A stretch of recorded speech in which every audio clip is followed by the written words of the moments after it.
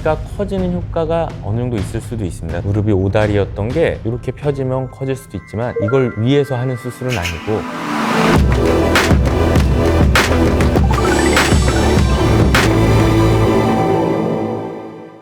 안녕하세요. 바른생각병원 관절센터 센터장 정형외과 전문의 정구황 원장입니다. 오늘의 주제는 휜다리 교정술, 근위경골절골술에 대해서 OX 퀴즈를 말씀드리겠습니다.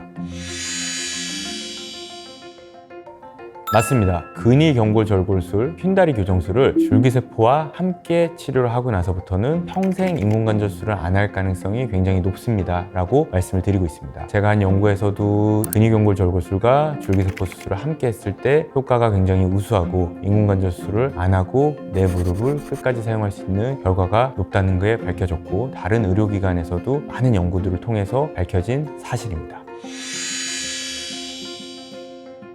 맞습니다. 근위경골절골술이라는 게 안쪽에 무릎에 관절염이 국한되어 있는 환자의 바깥쪽에 건강한 연골을 사용하는 건데, 우리가 안쪽 연골이 다른 것처럼 바깥쪽 연골도 다를 가능성이 있습니다. 관절염이 한번 진행했던 무릎이기 때문에 수술을 하고서도 관절염이 바깥쪽에 진행을 하는 경우도 있고, 아니면 잘 사용을 하다가 10년, 15년, 20년 뒤에도 관절염이 발생을 할 수는 있습니다. 하지만 그럴 가능성이 굉장히 적은 무릎만을 골라서 수술하기 때문에 수술을 받은 환자들의 그럴 가능성은 크지는 않습니다.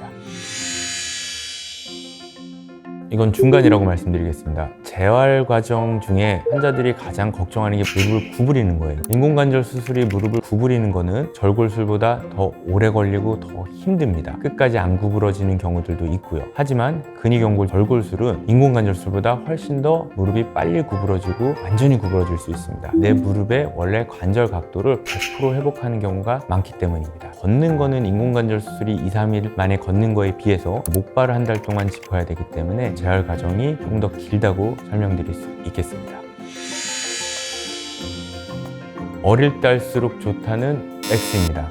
어릴 때보다는 적당한 시기가 있습니다. 적당한 시기라는 게 나이가 아니라 관절염의 시기입니다. 아주 젊은 나이에 하는 경우는 별로 없고 한 40대에서 60대 사이에 보통 하게 되는데, 의료보험 기준은 70세 이하의 내측에 국한된 오다리 관절염인데 70세 이하에서 하는 게 맞고, 관절염이 별로 심하지 않은데 내가 오다리만 있다고 수술하진 않고 관절염이 어느 정도 진행되고 오다리가 있고 그 오다리가 점점 심해지는 그런 환자들에게 시행했을 때 결과가 아주 좋습니다.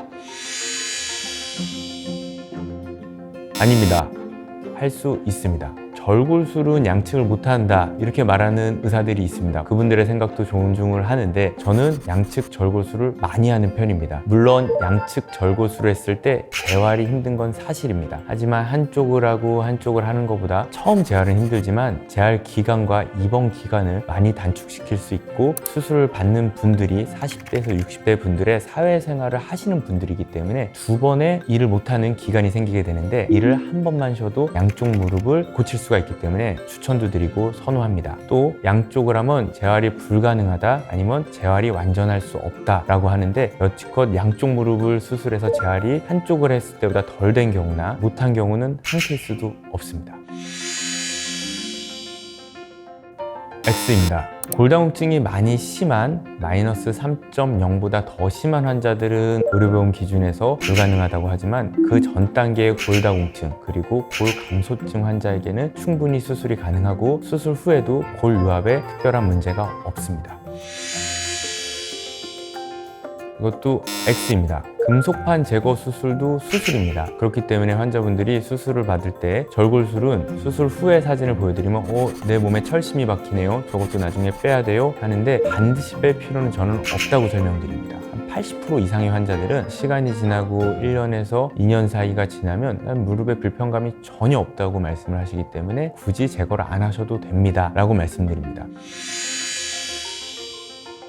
절반은 맞고 절반은 틀리다고 말씀드릴 수 있습니다. 넘어지면 당연히 안 되죠. 수술 안 한 무릎도 넘어져서 골절의 위험성도 있고 연골이나 연골판이 다칠 수도 있습니다. 심하게 넘어지는 거는 당연히 피해야 되고 안 되는 게 맞는데, 수술을 했다고 넘어지면 더욱더 안 된다 이런 건 없습니다. 하지만 금속판 제거가 안 됐을 때 넘어지면은 금속판 주위에서 비정형 골절, 일반적이지 않은 골절이 생기는 거를 걱정하는데, 물론 이론적으로는 가능한 일입니다. 골절 부위가 달라질 수가 있어서 문제가 될 수 있다고는 하는데, 제가 오랜 기간 20년 가까이 정형외과 의사 생활을 하면서 그런 케이스를 한 케이스도 못 봤기 때문에 저는 굳이 그 걱정 때문에 제거를 하시는 거는 안 하셔도 된다고 설명드립니다.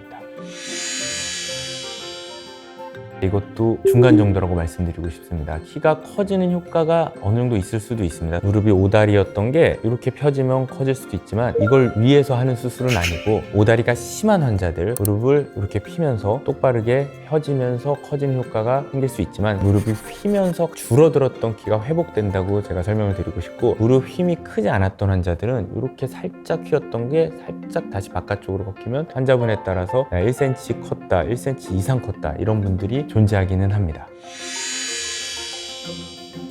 이거는 항상 그렇게 하고 있습니다. 인공관절수라건 절골수라건 다 하반신 마취를 주로 하고 있습니다. 하반신 마취를 하는데 문제가 있는 환자들을 제외하고는 마취과 원장님들께서 다 하반신 마취로 절골수를 안전하게 편안하게 해드리고 있습니다. 오늘은 휜다리 교정술, 근위경골 절골술에 대해서 궁금한 사항에 대해서 말씀드렸는데, 지금까지 시청해주셔서 감사드리면서 저는 바른세상병원 관절센터 센터장 정형외과 전문의 정구황 원장이었습니다. 감사합니다.